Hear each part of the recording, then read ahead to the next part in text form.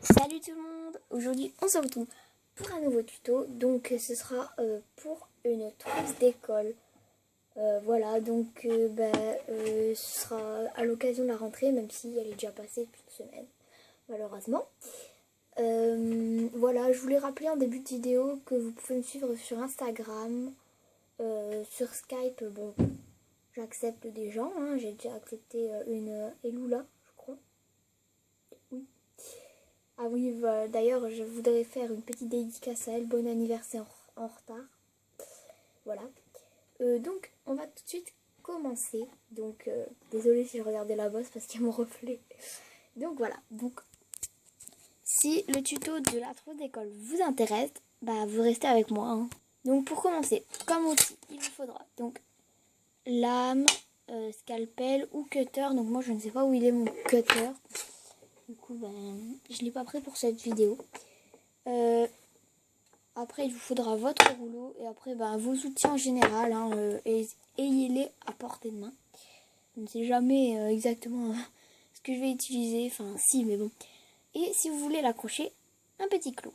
Alors, comme pâte, bien sûr, hein, parce qu'il faut de la pâte, il vous faudra du orange, donc vif. Donc moi, je sais plus quel orange c'est.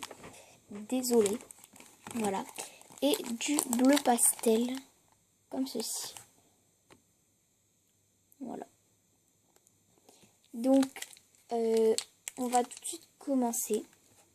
Donc d'abord, vous allez prendre un petit bout de bleu comme ça, enfin, un petit peu ce qu'il faudra votre trousse. Et vous allez faire une petite bouboule sur votre plan de travail. Voilà, comme ceci. Donc pas parfaite. Hein. Et ensuite, vous allez la rouler.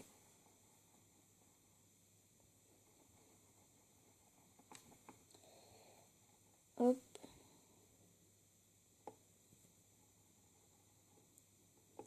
Voilà. On va estomper les marques. Et ensuite, avec votre lame, vous allez la mettre debout, votre trousse, début de trousse, votre cylindre. Et vous allez, comme ceci, aplatir un petit peu. Donc, je prends un peu la méthode de Madame Patachou. Hein. Mais bon, on va dire que c'est une méthode Fimo, c'est pas à une personne précise. Donc, vous inquiétez pas s'il y a des taches, tout ça. C'est parce que ma pâte, c'est de la vieille pâte. Enfin, ça fait longtemps que je ne l'ai pas utilisée. Voilà. Je l'enlèverai après cuisson. Malheureusement, vous ne pourrez pas le voir. Donc, on va faire à chaque fois ça. On va rouler un peu. On raplatit avec un peu le cylindre. On reroule un peu. Et là, ça me paraît bien. Voilà. Donc, ensuite. Donc, je précise que le tuto est très facile. Hein. Donc, ensuite, on va prendre de la pâte orange. Donc, voilà. Et donc, on va faire un boudin avec.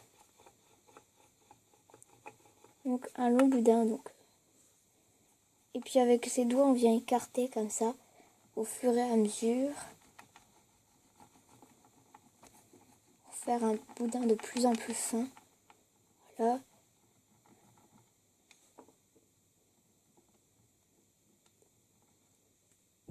Hop.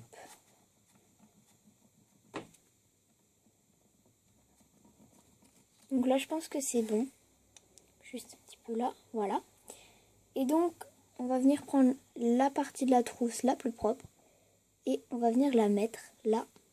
Et avec son scalpel, on va venir couper la partie, enfin, au bout de la trousse, hein, si je puis dire.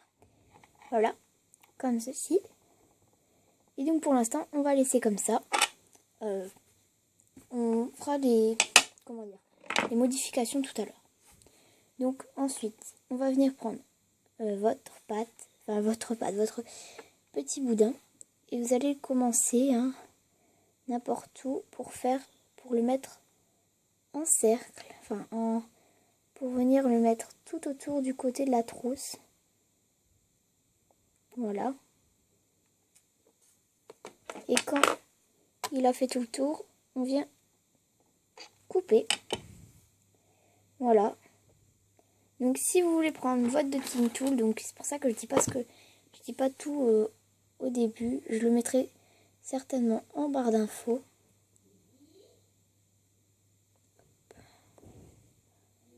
Voilà.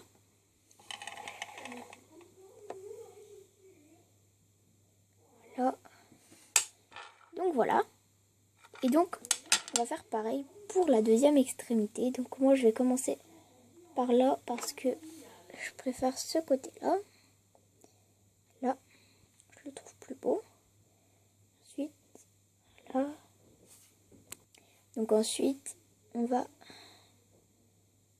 venir faire le tour. Et on va couper donc avec l'outil qui vous vient sous la main, donc le cutter. Moi, ce sera le scalpel. Là.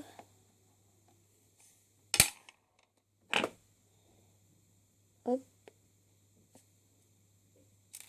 Et on vient estomper. Hop.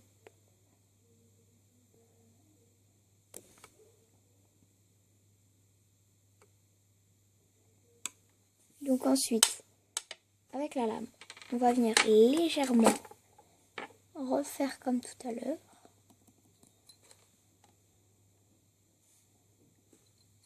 On appuie légèrement pour bien fixer les petits boudins. Hop. Donc désolé, il y a ma mère qui est rentrée, donc du coup j'ai dû couper. Donc je sais plus où j'en étais. Ah oui, on va mettre bien droit cette partie qui est en fait qui va se transformer en fermeture. Donc on va prendre le cutter et on va faire des petites marques comme ça tout le long.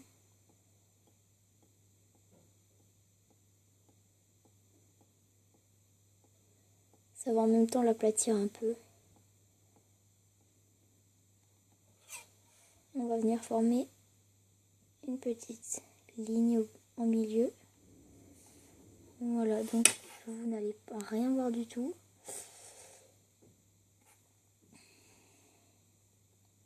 Donc ça se voit pas du tout. Il veut pas faire la mise au point. Donc faites comme votre imagination vous inspire, j'ai envie de dire. Hop, donc je remets bien, voilà, les deux côtés. Et ensuite, dernière étape, le petit zip de la fermeture. Donc on va prendre une petite boule orange. Donc vous pouvez soit reprendre dans votre boudin, soit comme moi j'ai fait, en prenez une autre. Donc venir l'aplatir. Voilà.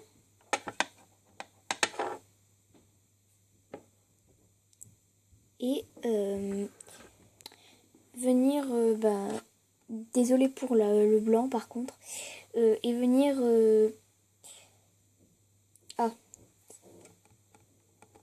appuyer comme ça avec votre doigt. Donc les images parlent mieux que ma voix. Voilà. Ensuite, avec votre scalpel, vous allez venir former la forme que vous voulez. Donc moi je veux une forme assez une forme un peu de poire ou de feuille, je sais pas, on va dire de feuille pour la vidéo. Donc voilà à peu près la forme que j'ai formée. Ensuite, avec les doigts, vous allez, voilà, donc voilà ce que j'ai fait ici. Voilà, donc franchement vous inquiétez pas s'il y a des taches, tout ça. Voilà. Donc la forme que j'ai formée, voilà, c'est une forme de feuille. Et je vais venir le poser sur mon plan de travail et adoucir un côté pour former ma petite poire qui servira de zip. Voilà. Et je vais venir la mettre à un côté de ma trousse. Donc je viens bien la reformer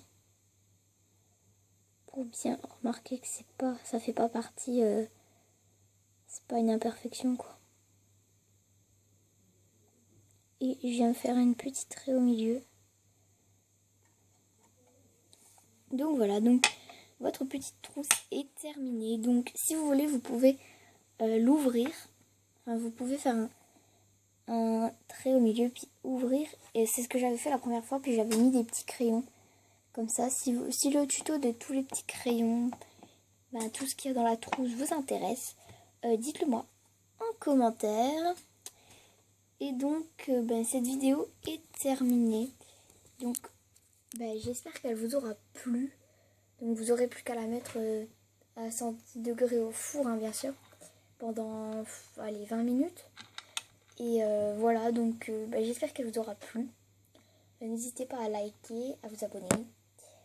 Et je vous dis à plus et gros bisous.